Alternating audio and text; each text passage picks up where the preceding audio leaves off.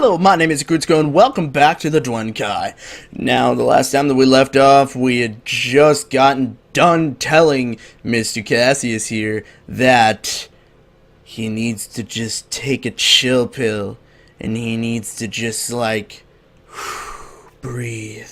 Also, we're filling him up right now. Not filling him! Oh, God! Anyways, so let's just go ahead and jump back into it. Jesus, with the freaking microphone touch! He goes quiet after that, probably at a loss for how to continue, since I'm already close to him, having just buttoned his shirt for him. Of course, touchy feely feely. I reach out and rub his arms in what I'd in encouraging manner. I now hope he knows about unwanted Fuck! I know how he feels about unwanted contact, but I kind of want to feel him a little bit more. To my great relief, he doesn't tense his arms against me. In fact, his tightly closed hands seem to relax a bit. I allow the silence to continue unbroken, sensing that he needs time to gather his thoughts. Probably, especially since you just felt him up. ... A good half a minute passes and I start to get concerned. You okay? I have a feeling I know what's about to happen. We're got to be induced with some loud music. Wait. Maybe. He nods, though he says nothing for another long stretch of time.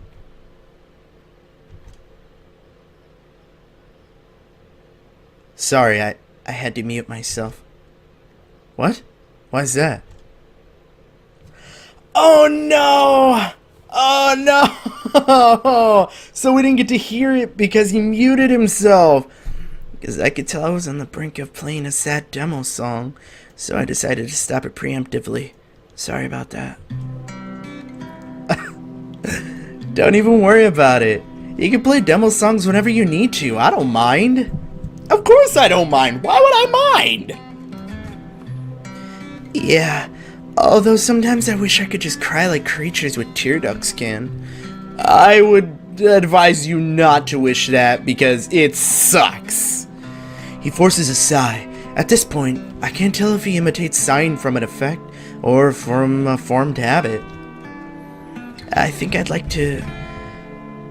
feel a lot better if I could just cry about my bad feelings till I was exhausted. But instead, the bad feelings just stay trapped inside of me and rattle around in my head. Well, I'd cry for you, but that might be a little bit awkward. Maybe. Is there anything else I can do to make you feel better? I mean, you could touch me some more. Cassius slides his arms out of my grasp, and at first I mistake it for irritation, but then he slips his hand into mine.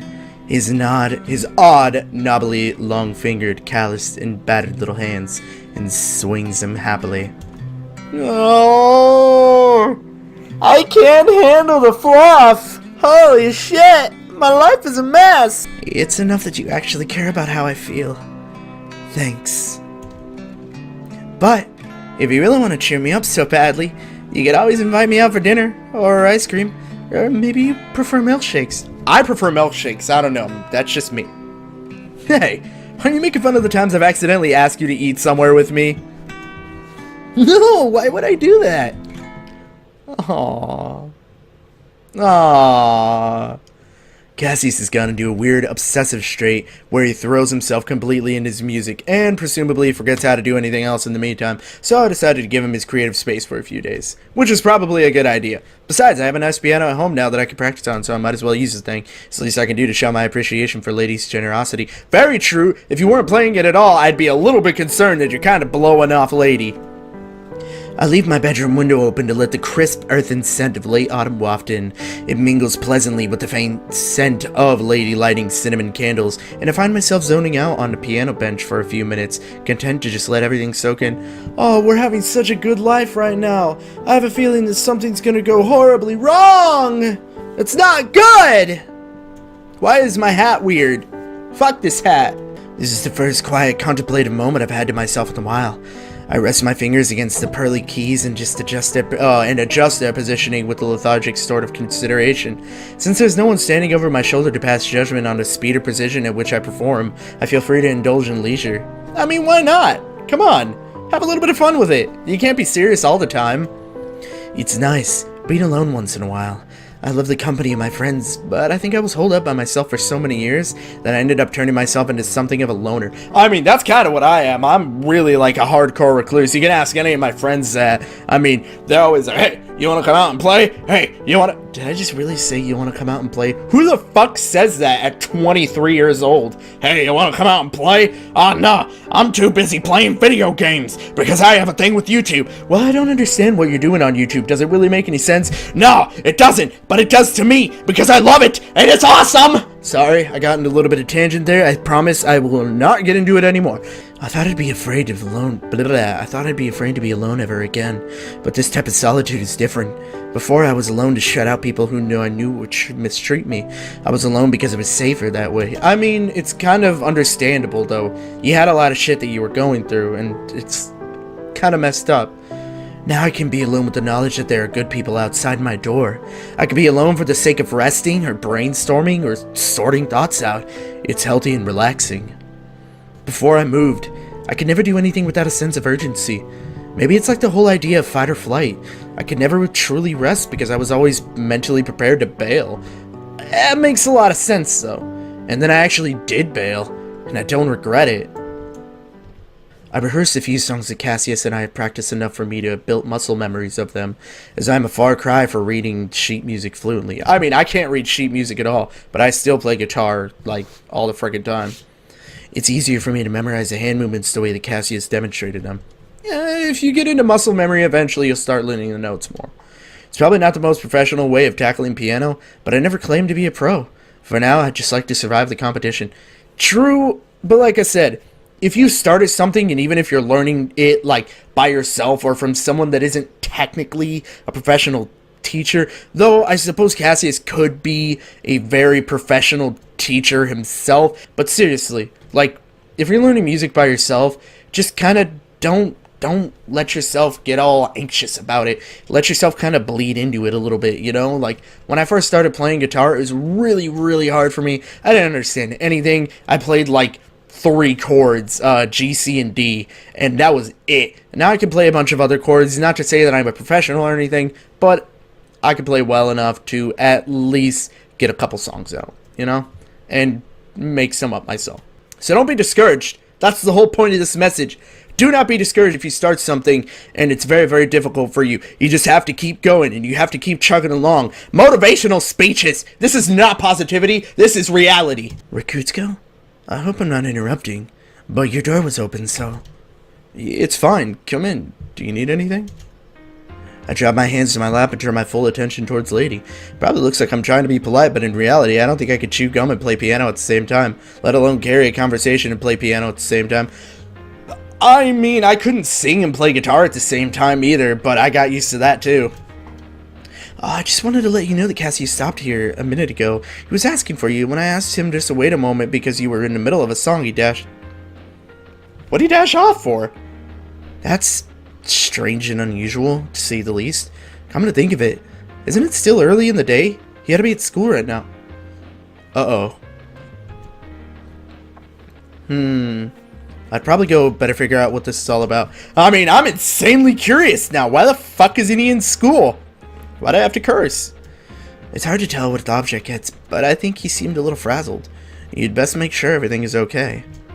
I totally forgot what her voice was, to be honest with you. I'm terrible. I know. I can't do this. I'm no professional. Yeah, I'll do that now. Just gonna strap on my mask real quick and then I'll go find him. Sounds good. If it turns out that there's anything I can do to help, let me know, yeah? Yeah! You're the best, Lady. I'll be sure to let you know. Make you know. Lady wordlessly reaches over to help me fasten the knot on my mask's strings, then pats my back as means of sending me off. I talk too fast sometimes, I'm sorry. I'll come back home soon. I'm sure we will. You in there? Cassius, it's me, Rekutsko. Are you okay? I knock on his closed garage door over and over, but it's completely silent. Then I hear a thud, something falling over, and the scampering of feet. Moments later, the garage door lifts with a familiar noisy hum, and I come face to face with a flighty-looking Cassius. Why? His arms are tightly folded up against his chest, and his thin legs tremble like they're tensing themselves against collapsing. When he doesn't say anything, I go to his side and touch his shoulder. Cassius, what's up? Did you need to tell me something?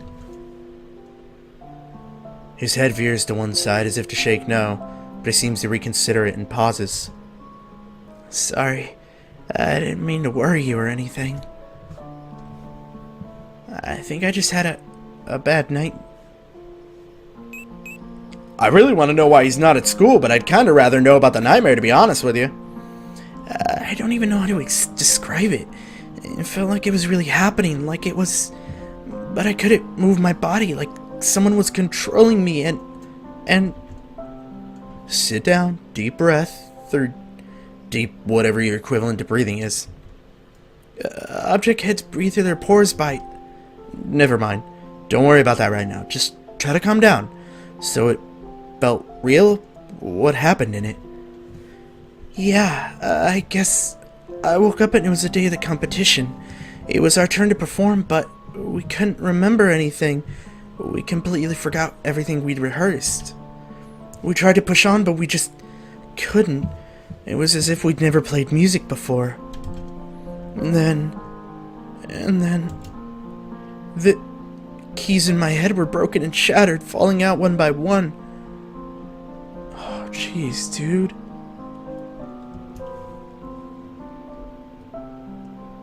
You know what happens to object heads when they die, right? The question is too heavy for me to even fathom a correct answer. I gape at him, taken aback by such a morbid thought, but he spares me the necessity of an answer.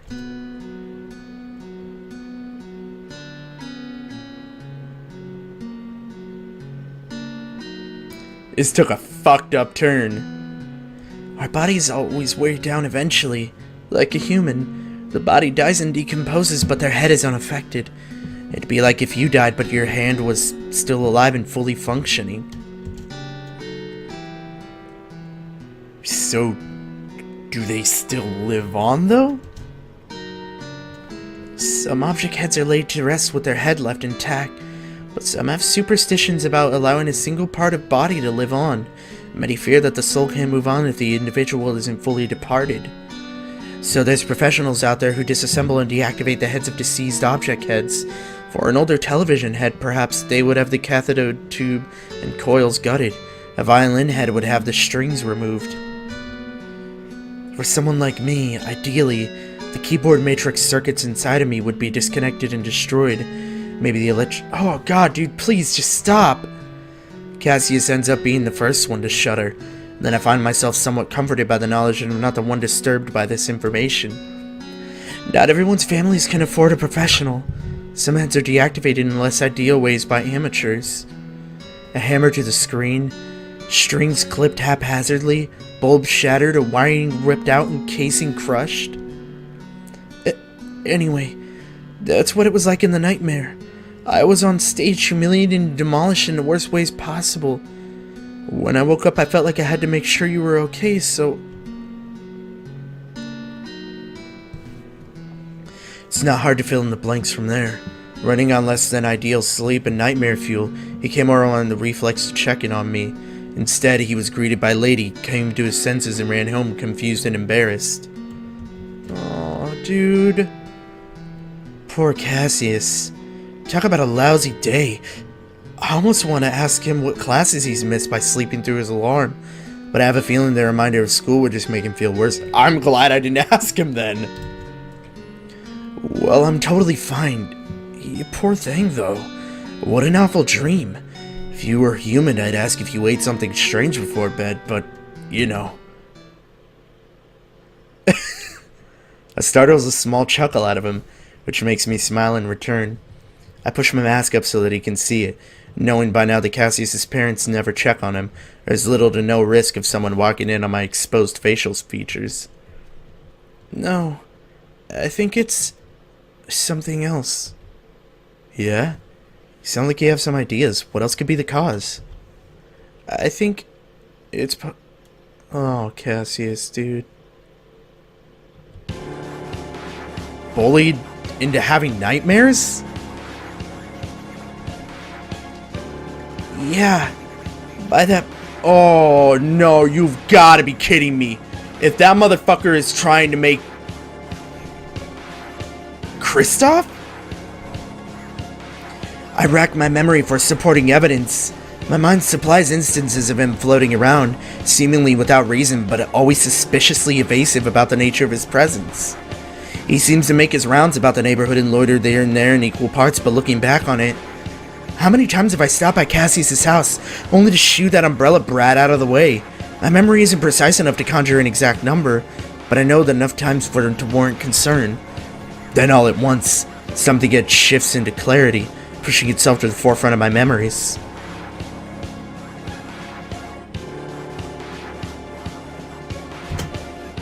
Could it be that he really meant that? Was it Cassius's suffering he was feeding off of all along? Now that I think about it, it's definitely possible. Do you have any other suspects? No, actually, I've suspected him for a long time, but I didn't want to complain about it and look weak. Aw, dude, you don't have to worry about looking weak. That ain't the point here. Why on earth would that make you look weak? Those guys from school always told me I was weak and pathetic if I needed other people to come to my defense. I know that they were just manipulating me, but I already find it hard to bother anyone for help, so I just try to put up with things like this. Don't. I hope you take on Kristoff, okay? Just leave it to me. I'll teach him not to mess with you. Ah, God. Okay, I know this is a really, really weird place to leave it, but I am completely out of time, so thank you guys very, very much for watching. I really, really appreciate it. In the next episode, I'm pretty sure we are going to go and kick Kristoff's ass, because that motherfucker deserves it. I can't believe he made Cassius feel that way. Anyways, okay. Thank you guys very, very much for watching. I will see you guys in the next one. Please click on the link down there of my face in order to subscribe to the channel. Get these faster to you and the other videos around here that are going to lead you to some other content. And we'll see what happens in the next one. Peace out.